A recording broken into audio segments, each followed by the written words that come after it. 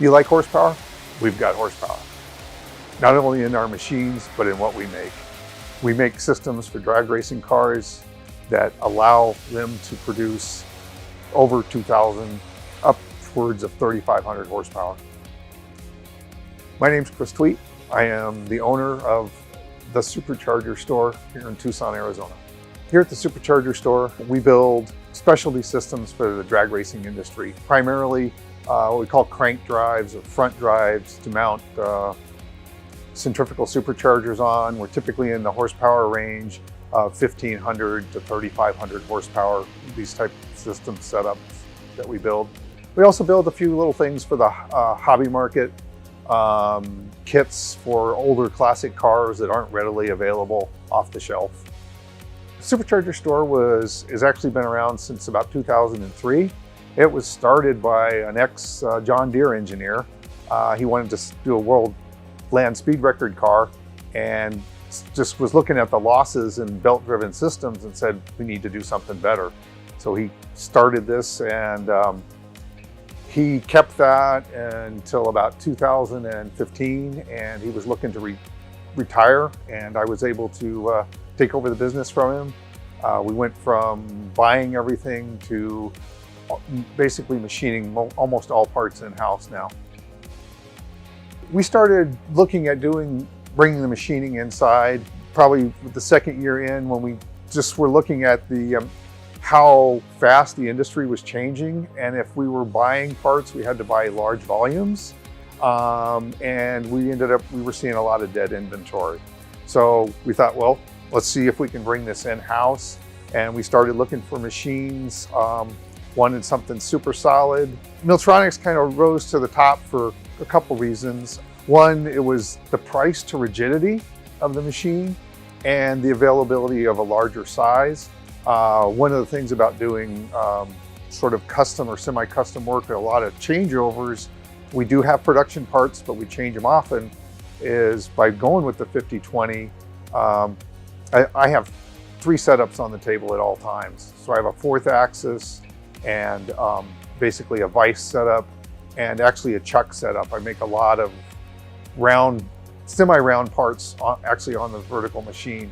The local support was fantastic, and then just not having to deal with, constant updating and licensing and some of those things that I saw with some of the other vendors. And the rolled up base price versus a lot of add-ons. There were add-ons, everybody has add-ons, but the base price included a lot of stuff. Primary materials we cut are 6061 aluminum, 7075 aluminum, but we cut a ton of 17.4 stainless steel in an H1150 condition. The accuracy and the repeatability of the machine has been just phenomenal. The control system on this machine was relatively easy to learn. The conversational edit made it very obvious what I was doing as I was checking numbers or changing numbers depending on what I needed to do. A feature of the machine that I like the most is the conversational edit feature. That makes it very easy for me to go back through, check the program, make sure we're not going to have any surprises.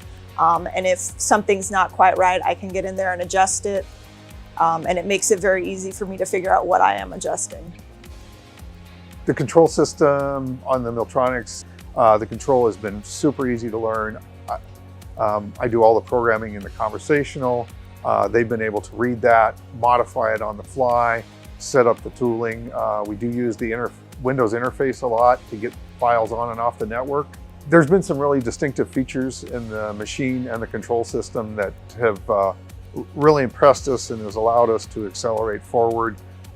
We almost exclusively use the built-in conversational language that has been super easy to learn and do pretty complicated geometries with even just minor DXF outputs from our CAD system and import it into the software. It's a great feature having the exact same control on the desktop that I have on the machine, and we bring it out here and we're 99% positive that it's going to run exactly like that. Started using a feature recently called Chip Boss within the software, and that has greatly sped up the development of more complicated surfacing or outlines and profiles of the parts. We're using it for things that it doesn't seem like it would be the most efficient way, but it's actually turned out to be very efficient. I'm incredibly proud of this team here with no machine experience. I've been around machines my entire life as an engineer, but never actually machining parts. In a few years, have been able to come up to speed and really make incredible parts very quickly and simply using the Milltronics machines.